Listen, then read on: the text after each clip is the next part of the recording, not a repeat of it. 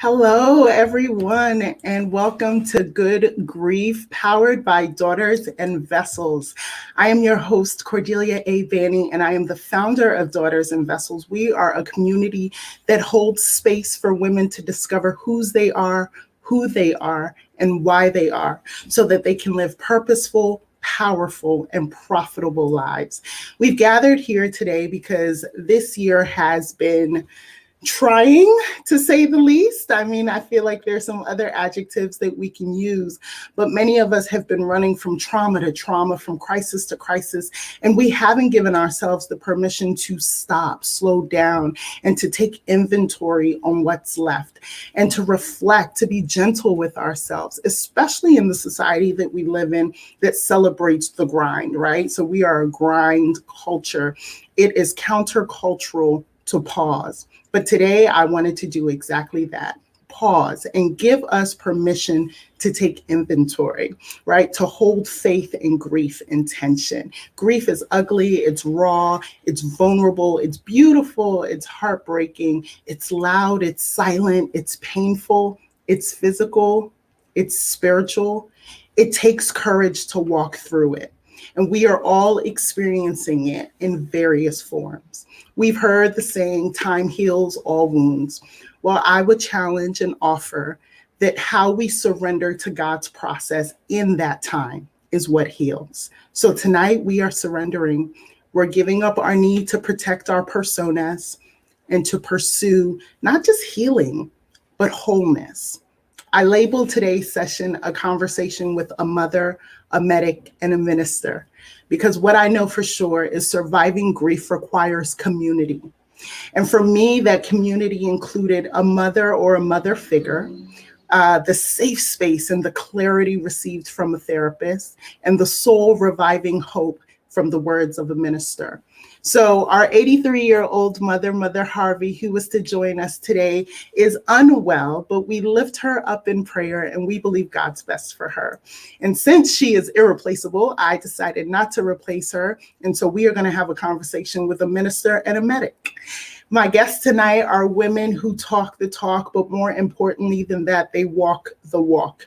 That means they're not here just to share things that they've studied in a book, but they are here to tell you about what they have lived out and what they know for sure.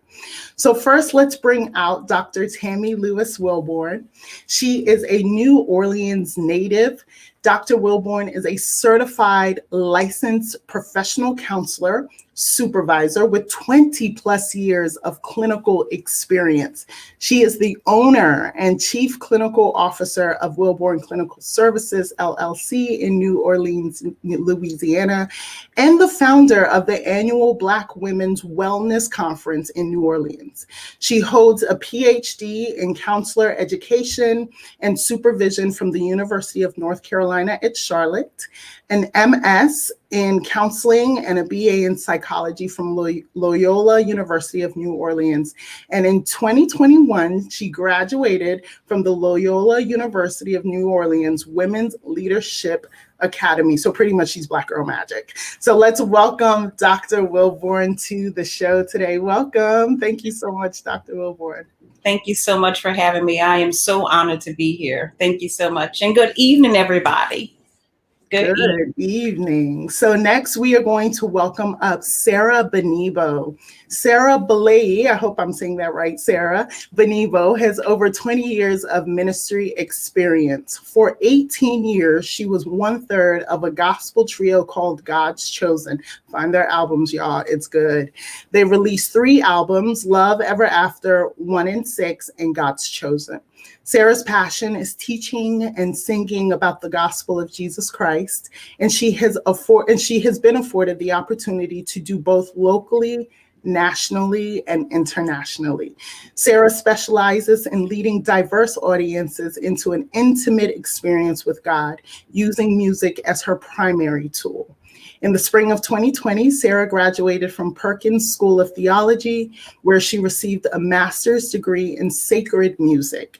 She currently leads worship at Embassy City Church in Dallas, Texas, where she lives with her husband, Vio, and son, Vilay. Let's bring out Sarah Benibo.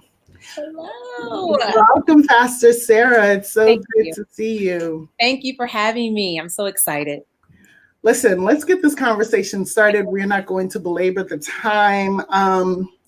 We've been going through it Yes. as a nation, as a world, but specifically as Black women. We have been going through it for the past 365 days for sure, but even longer than that. Yes. So let me start with you, Pastor Sarah. What is going on? What is this trauma and this grief that we're feeling? And how can I, as a Christian woman, acknowledge a good and sovereign God while still bearing the weight of everything I've been through? Yes. Oh my God. Good loaded question there. I think that the year 2020 gave us an opportunity to be still and to know that God is God.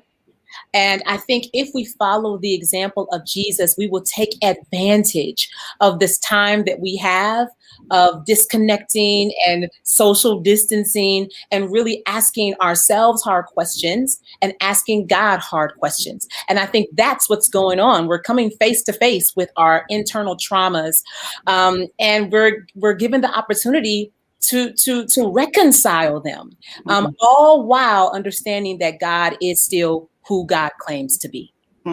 That's so good. Let me ask you this, Dr. Wilborn. So this year has been traumatizing, to say the least. I mean, I've endured so much loss, some that I'm not even strong enough to articulate yet, right? Some that I'm not even strong enough to speak yet. You know, just this Saturday, we held my father's funeral.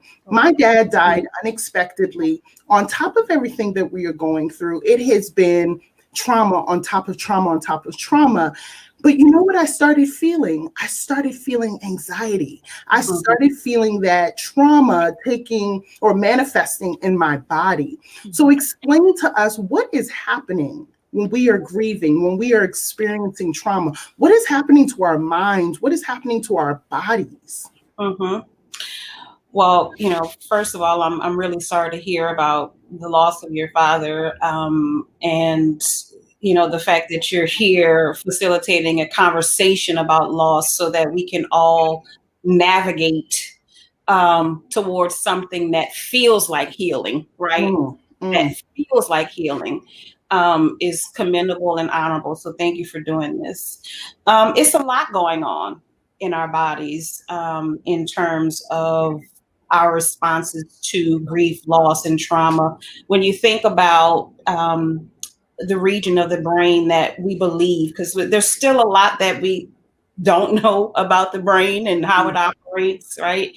But there's some things that we do know, and the actual part of the brain that is associated with those types of emotional and behavioral responses to trauma, grief, loss is the limbic system, right?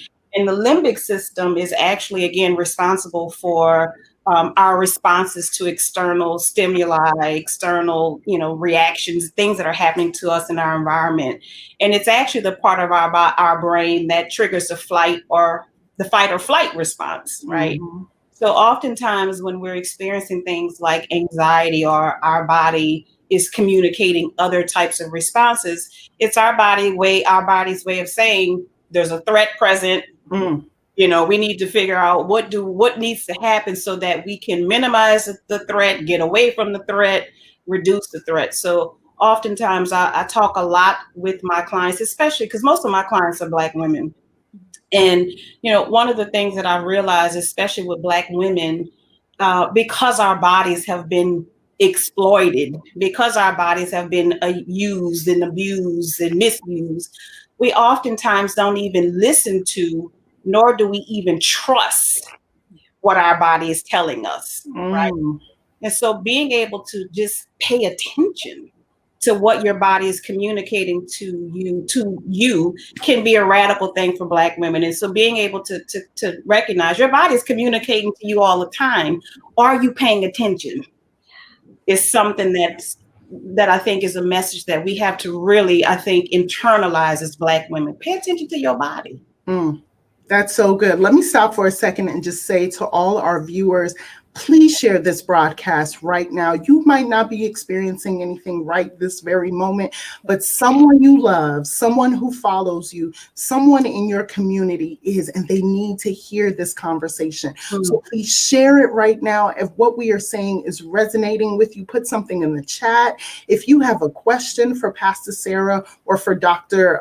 Tammy, please also put that in the chat, Dr. Wilborn, and let's have this conversation. I love what Dr. Wilborn just said about paying attention to our bodies, right? Our bodies are trying to inform us. And I'm going to go to you, Sarah, because as Christians, I'm a Christian, so I'm not shading Christians because I love us, but we often teach ourselves and each other incorrectly that we should only pay attention to our spirit, right? And so that's why so many Black women won't even seek out counseling, because it's almost an admission of weakness.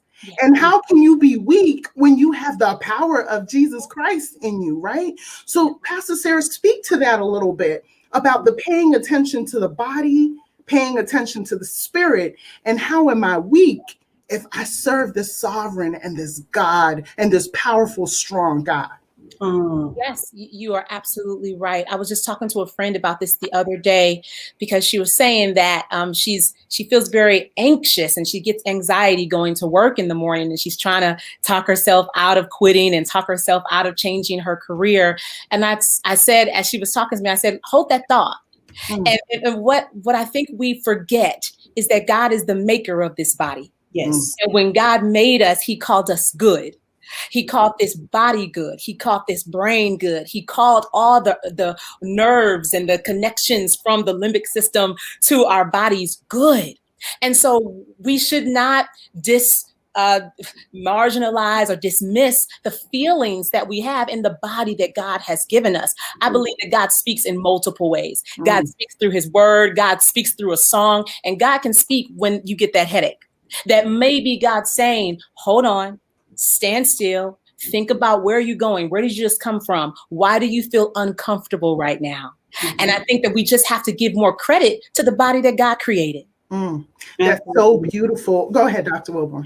No, I was just co-signing to say absolutely. And also thinking, I think it kind of goes back to what I was saying to us when we were sort of backstage, is that I think we tend to, when we talk about these things, we tend to talk about them as either or, right? So either you are, seeking the spirit, or you are doing something else. You're taking care of yourself. And what I think we need to realize, it's not either or, it's both and, right? That you can fuel the spirit, seek the spirit, and you can engage, you can take care of yourself. As a matter of fact, I think about the scriptures, and that's why I sort of joke sometimes with folks, because I say, are you reading the same Bible I'm reading?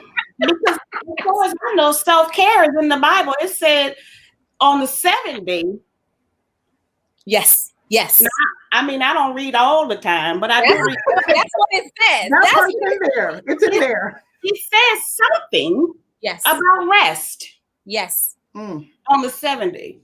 So when we sometimes we get so caught up in, I think, how the word is being interpreted, instead of understanding, what does God say about this? And you know what I mean? What does God say about this? You will find that God says that he wants you to do the very thing that your body, the one that Pastor Sarah just said, he created for you to do. Take care of his creation. Okay, I'm sorry. I done got excited. No, that's it. Myself in. It's only for 14 minutes. Let me rein it in. Please don't rein it in. Let me say something. Let me follow up on something you said about self-care. Yes. Because I think a lot of us have confused self-indulgence with self-care. Yes. So if it's not me getting my nails done, or me going to a spa, or me doing something that, like, I'm indulging myself, can it be rest? Can it be setting boundaries? Can it be, I can't pick up that phone call right now? Let's talk a little bit about self-care. We'll start with you, Pastor Sarah, and then we'll go to Dr. Wilborn. Yes. I have a lot of biblical examples around this subject of grief and even self-care. And but I don't think there's a better example than Jesus. And so when I think of Jesus' time on earth, 33 years, only 3 years we have documented in the Gospels, Jesus always was stealing away to pray.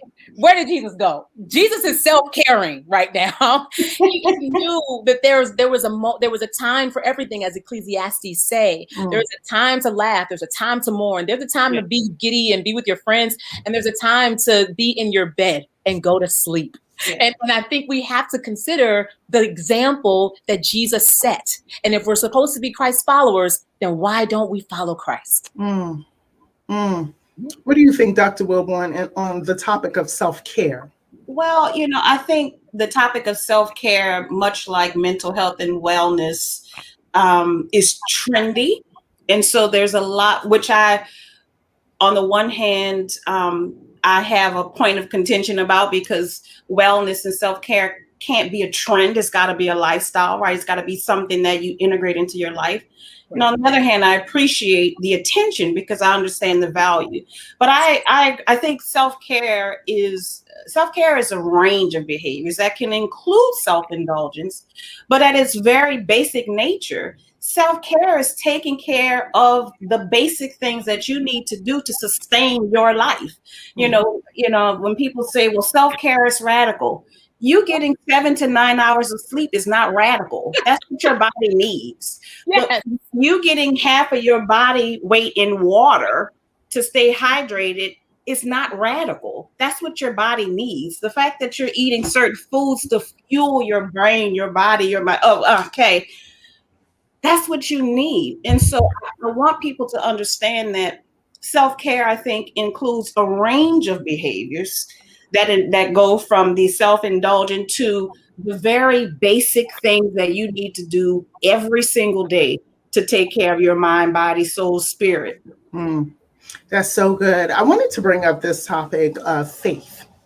I mean, our entire faith, our belief in God is the basic tenet is faith.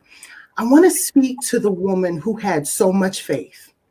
She prayed about that thing. She fasted about that thing. She had a community of sisters praying with her about that thing. She believed she was going to get that job. She believed that loved one wouldn't die. She believed she would get married to that man. She believed that she wouldn't lose that baby. Whatever it is, faith. You couldn't have told her that God wasn't going to do it for her. And then he didn't. Pastor Sarah, what do you say to someone who is grieving an actual human or a thing, but also grieving the fact that they feel like their father let them down? Two things I want to say. First thing is that Proverbs says that a hope deferred or a dream deferred makes the heart sick. It is okay to be upset about that thing, to be upset about that person. It is okay. It is a biblical and a reality to be sick, to be heartsick about something that you've lost. But I also want to say that the very basis of faith is believing that God is who God claims to be, period. And then there's a perfect example in Daniel when he's about to be thrown into that lion's den. He knows that God is going to perform a miracle. He is certain that God is going to deliver him from that lion's den. But then he says, but even if he doesn't, that is the essence. That is the purest form of faith. And so when you're going through that, go ahead and be heartsick. Acknowledge your pain. But the test of your faith is knowing that God still is God. So what you're saying is our faith should be based on the fact that God can, not necessarily that God will. 100%. We have to give him we have to allow him to be sovereign. That's right. That's right. Because all those other times when we didn't deserve his grace or his mercy and he gave it to us anyway, that was an act of his sovereignty. Absolutely. And so we want him to save us from the worst, and we should, right? Because he's our father, he's our shepherd, he's our God. But then we also want all of the mercies and all of the things that we don't deserve. And so what I have learned in this season of my grief is let God be God.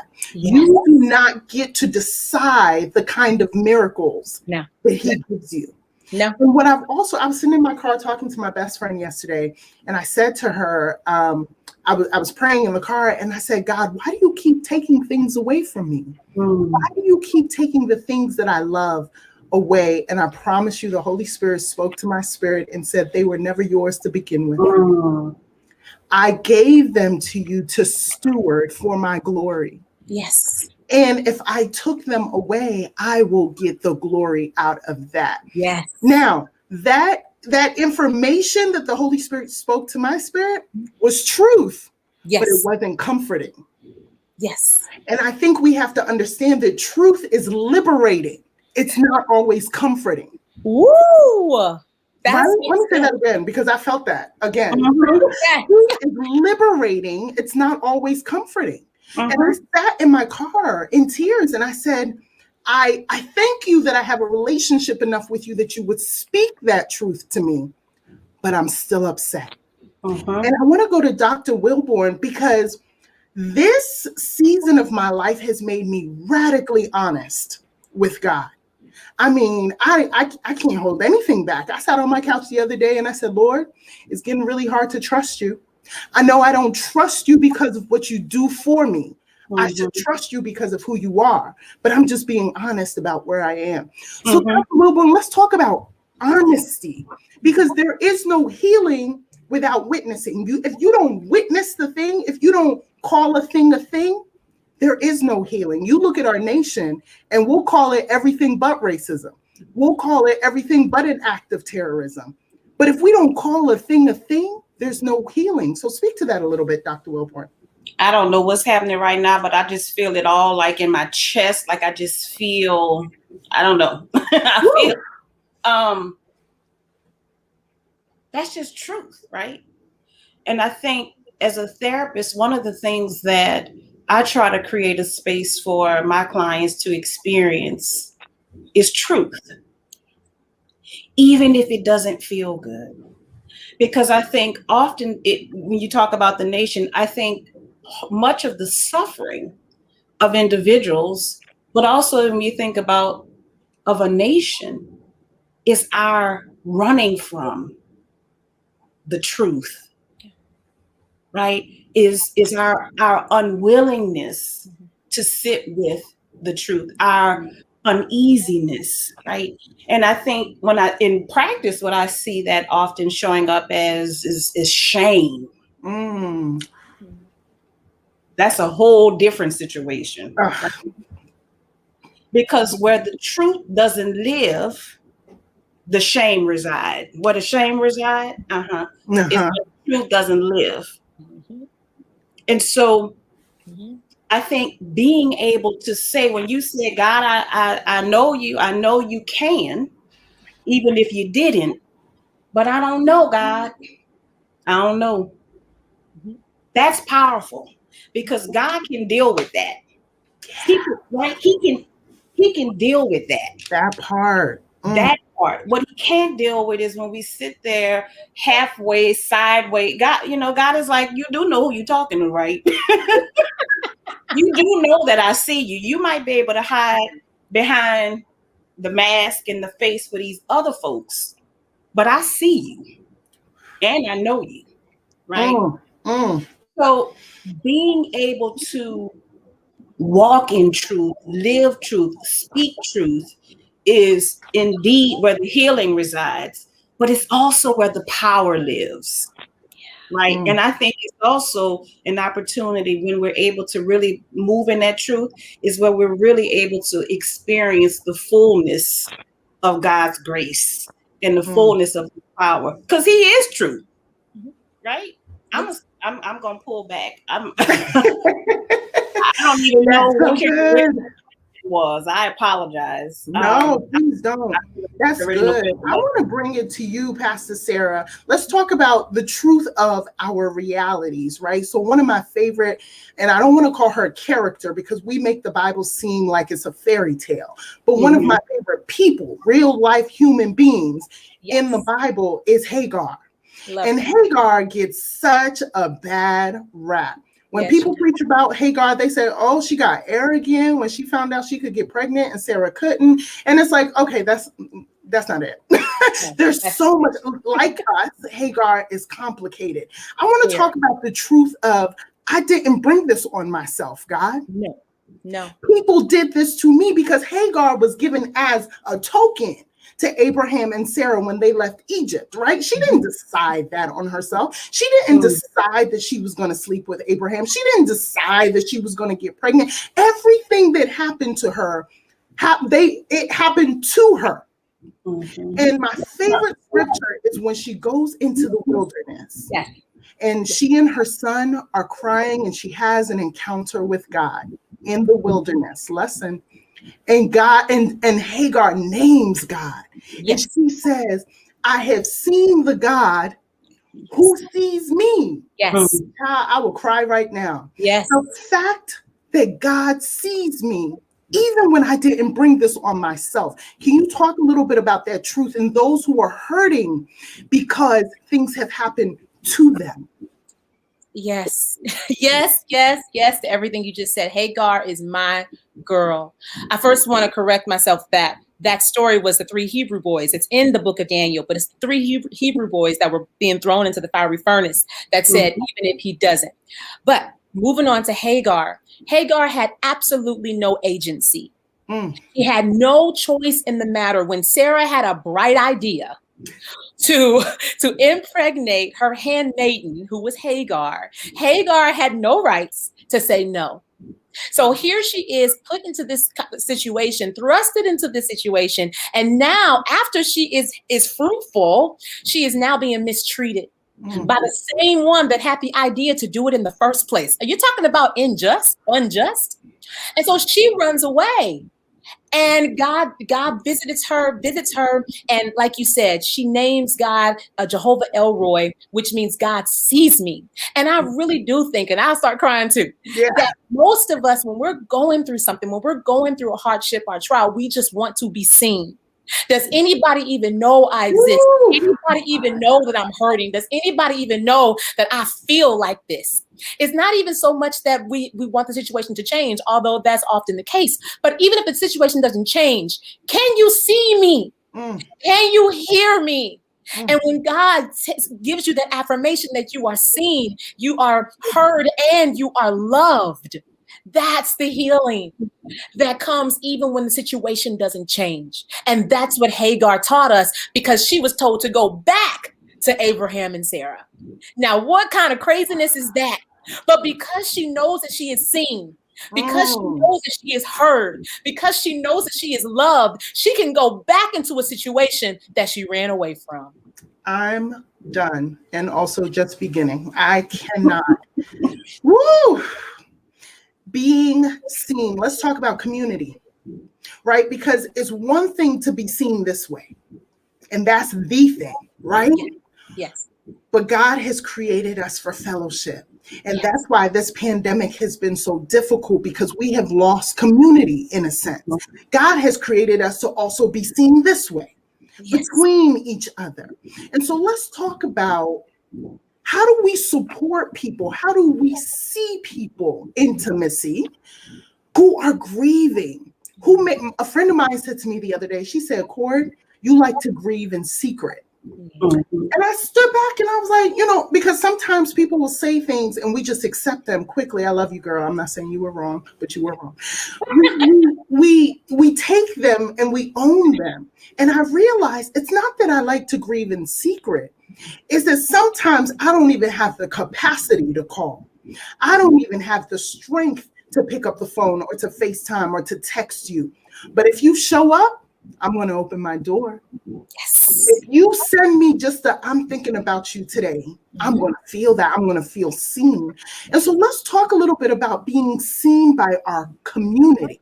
Dr. Wilborn, you want to take that first?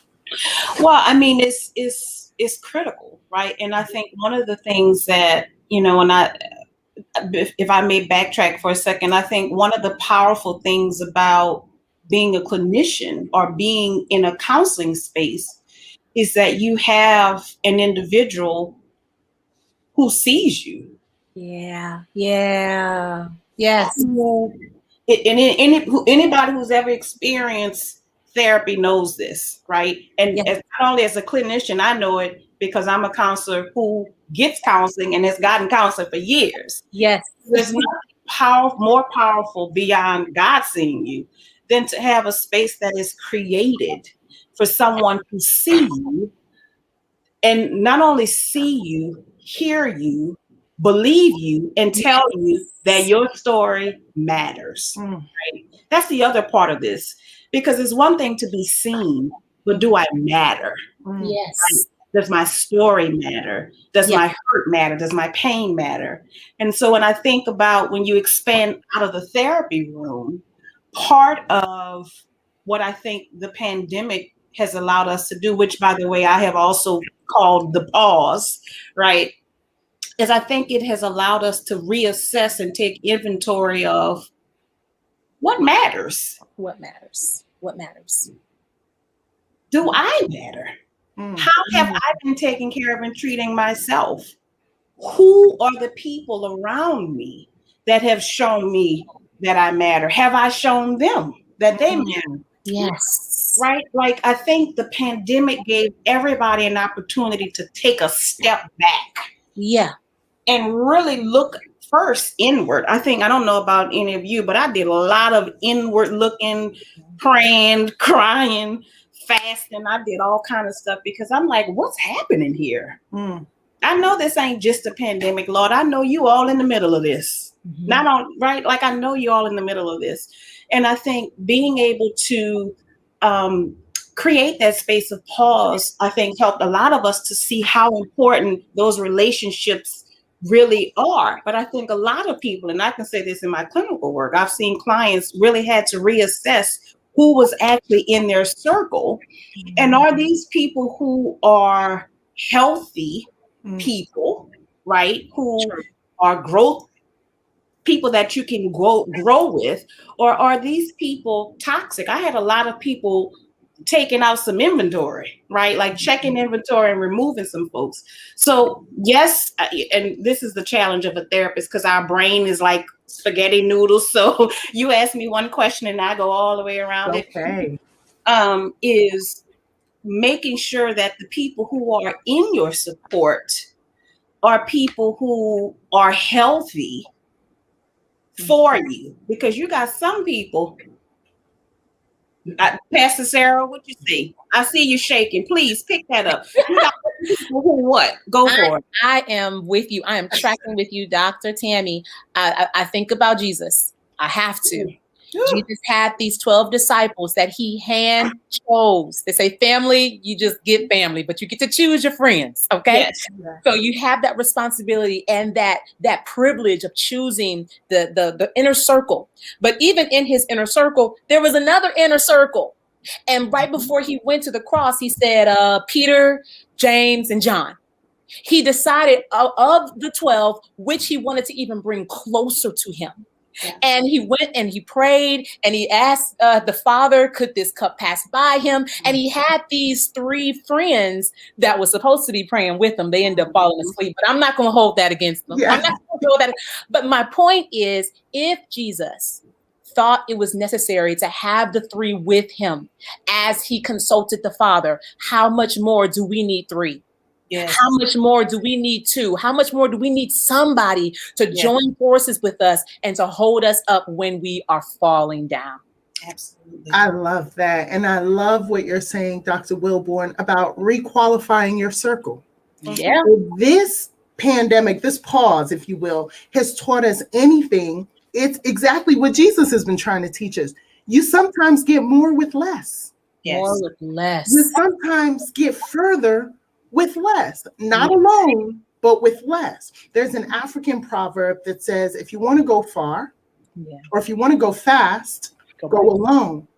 If you want to go far, go together. Yes. Right. So there's something about community and sisterhood that gets us further towards or closer to healing than we would by ourselves. Yeah. But I love what you're saying about requalifying your circle. Everyone can't sit on the front row, especially when you're going through. Everyone can't have that access Yeah. to you. And I want to talk a little bit, Pastor Sarah, about how we are taught to shrink sometimes in the church. Yeah. Not in Christianity, because sometimes there's a difference, right? Our churchy kind of ways are sometimes different than what the word of God and what God himself is saying to us.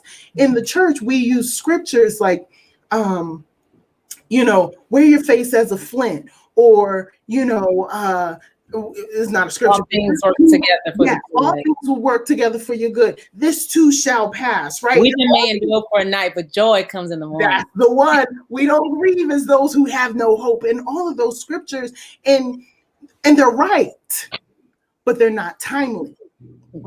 So let's talk a little bit about how we encourage one another, how we see one another in a timely way. Because when I'm going through, listen, I love the Lord, but I don't want to hear. I know he's good. I know he is. Like, you can't change my mind about that. I know God. I know too much about him to walk away from him, right? So I'm in relationship with him. So there are days where I would say, I'm struggling with you today, Lord, help me, right? As though I could struggle with the Lord. But that's relationship. I'm married. Me and my husband have a healthy and happy marriage, but that doesn't mean there's never tension. That's just what a relationship is. Right. So how do we see each other in relationship without being overbearing, beating ourselves over the head with the word? Because the word is right, but sometimes we apply it at the wrong time. The word is right. I love how you put that. The word is right, but it has to be applied. I mean, that's what interpretation and wisdom and the Holy Spirit is all about. It's not just about reading and then putting a sticker on something or a Band-Aid on something and expect it to stop the bleeding. All those scriptures that we named, they are true. They are real, they are right, but we have to read them in context. And when I say read them in context, I'm not just talking about book, chapter, verse, although that is also true. I'm talking about the meta narrative of the Bible as a whole. When you think of the meta narrative of the Bible, you think about creation, you think about the fall, you think about redemption, and then you think about restoration, which is our time spent in eternity with the Father. All of these things have a time.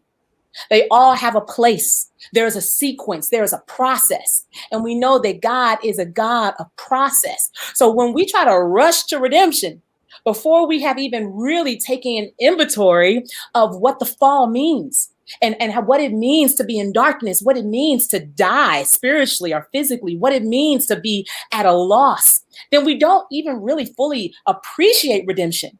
If we won't even really appreciate restoration, if we don't understand first creation and the perfection and goodness that God created at the very beginning.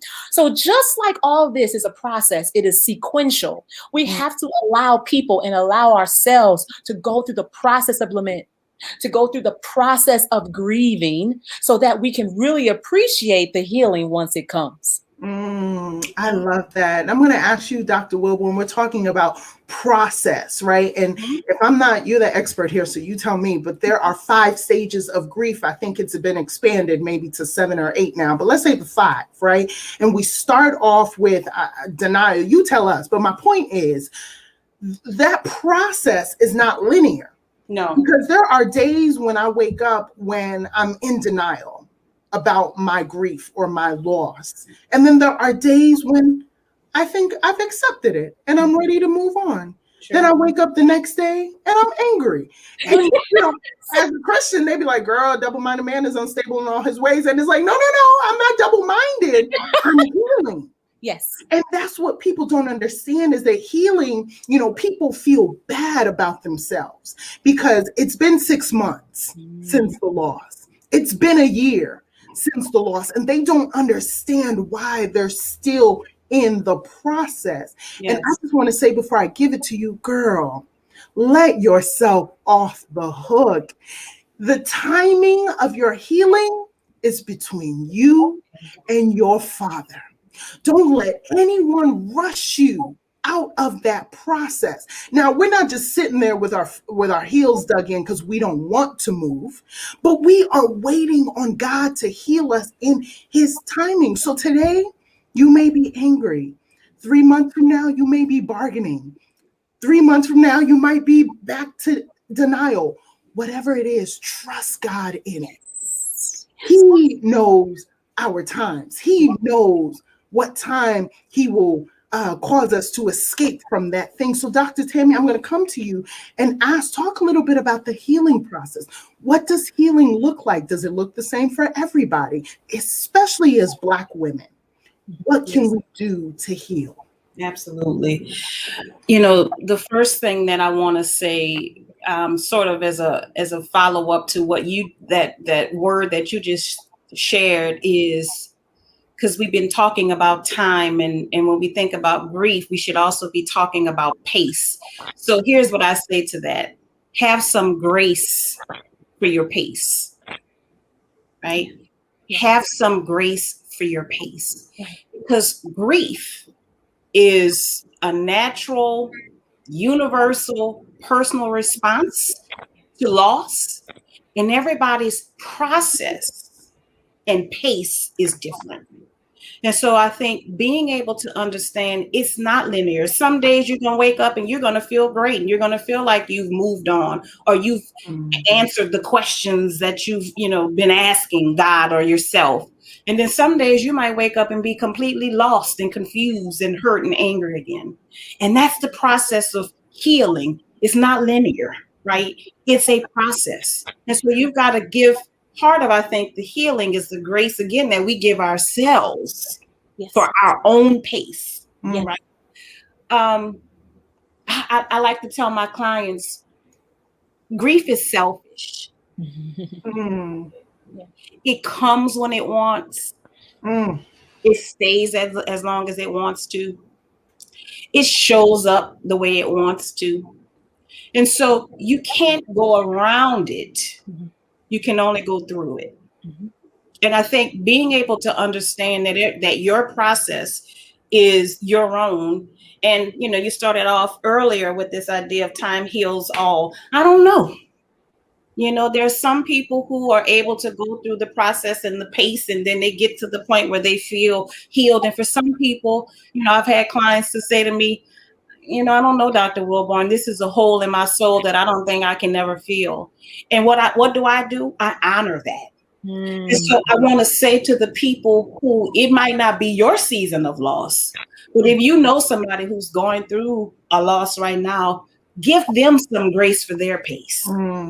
Because I think what often also makes it hard for us to heal is how people respond to us, right? Girl, you still crying? Be strong. Why you get over that, right?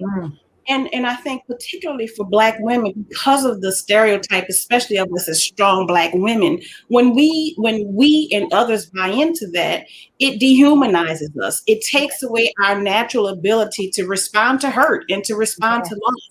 And so going back to that thought of community and support and how that shows up is being able to honor the fact that, first of all, strong is not a compliment for Black women. And secondly, when you say that, or when we show up in that way of trying to be supportive by dehumanizing our hurt and our weakness, you're not actually helping us. The way you help us is to honor the hurt, respect the healing, and respect the pace, right?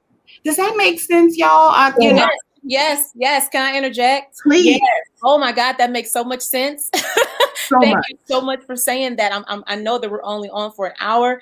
And I'm so glad that you said that, because I really want to speak to that as well. There's a quote by Stephen Furtick, who's a pastor at Elevation Church, I believe. He said this. He says, "The pressure to feel pleasure is part of the reason why we are so miserable."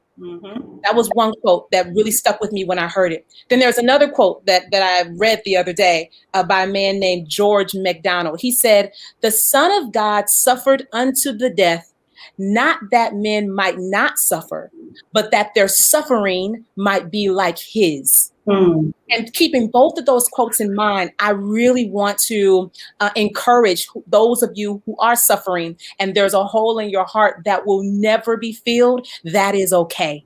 Yeah. Do not feel pressured to feel pleasure, because that's not what God promised us. God promised that he'd never leave us nor forsake us. God promised that he would give us comfort. God promised that he would be with us in times of trouble. That's where we find our joy. That's where we find our peace, not in the pressure to feel better, not in the pressure to no longer suffer. There are martyrs that died for the name of Jesus, and they died suffering, and they will get their reward in heaven.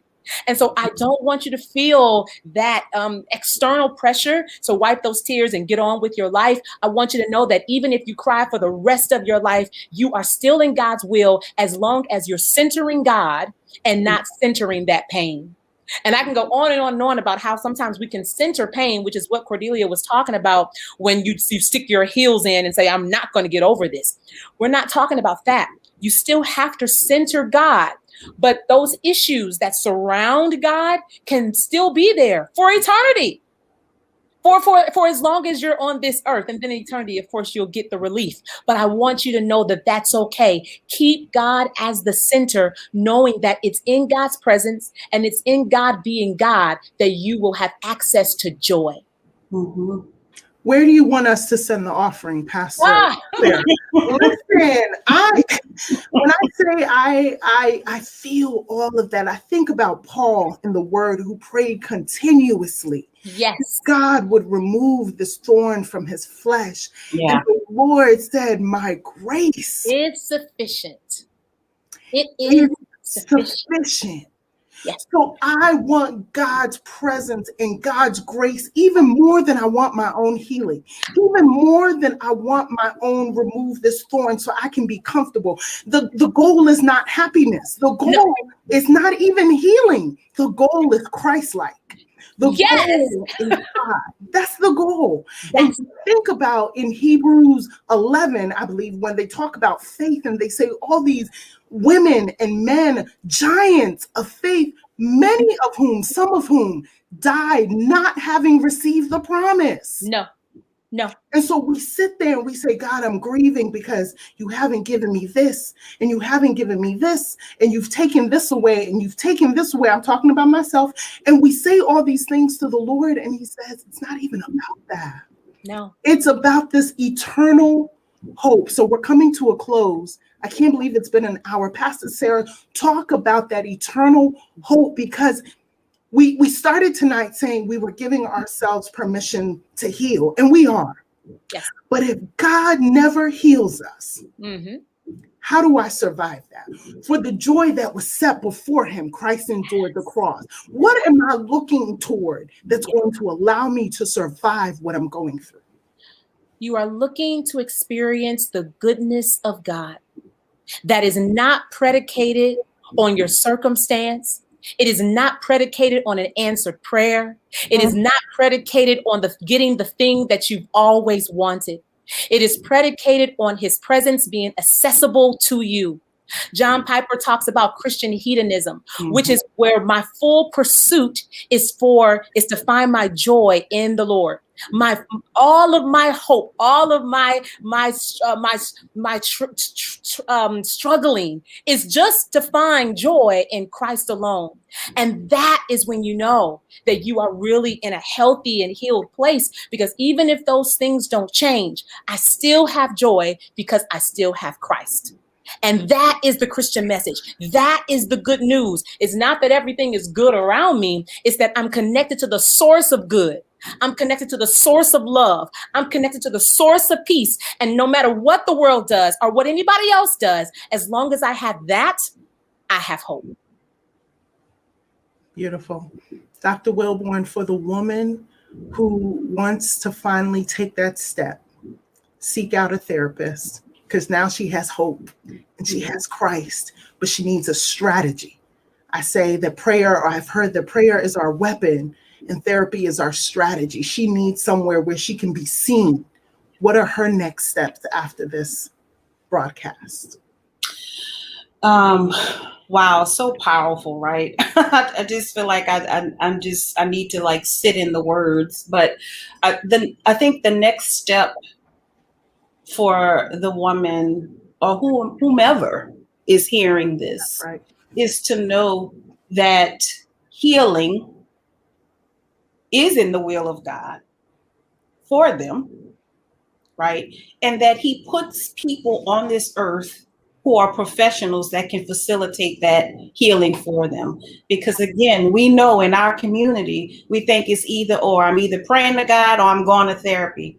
I want you to know you can do both, right? Yes. And I think it's important for us to know that therapy can provide us a safe space to be able to tackle some of these questions, some of these crises, some of these dilemmas that we have. And so I think, I was thinking about resources. There are resources out there, especially for Black women, to find culturally competent therapists. Therapy for Black Girls.com is a wonderful resource, a free directory for Black women to find therapists who are mostly Black women or women of color.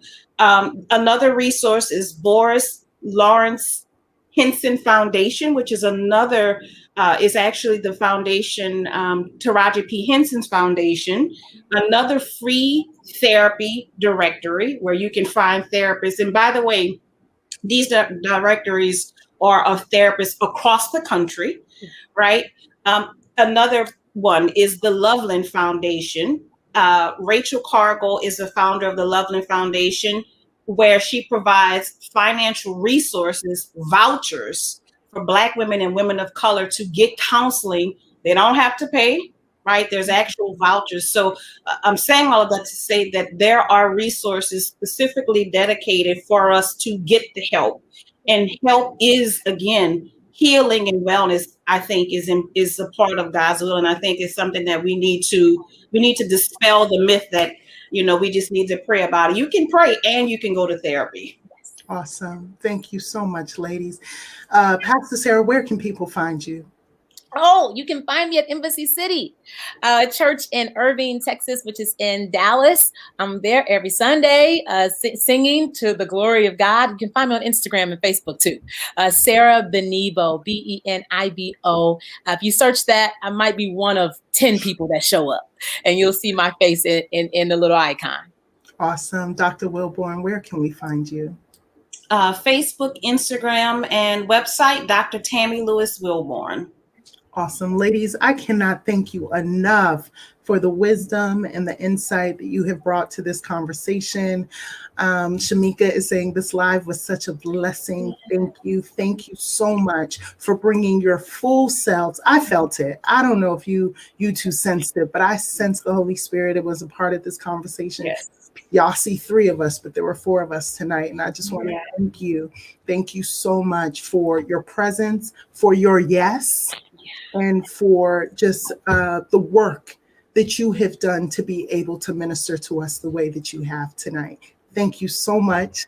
At this time, everyone, we are going to let you go. But before we let you go, I just want to thank you for joining us tonight. I believe that something we shared resonated with you and served as a catalyst, or will serve as a catalyst for your healing journey.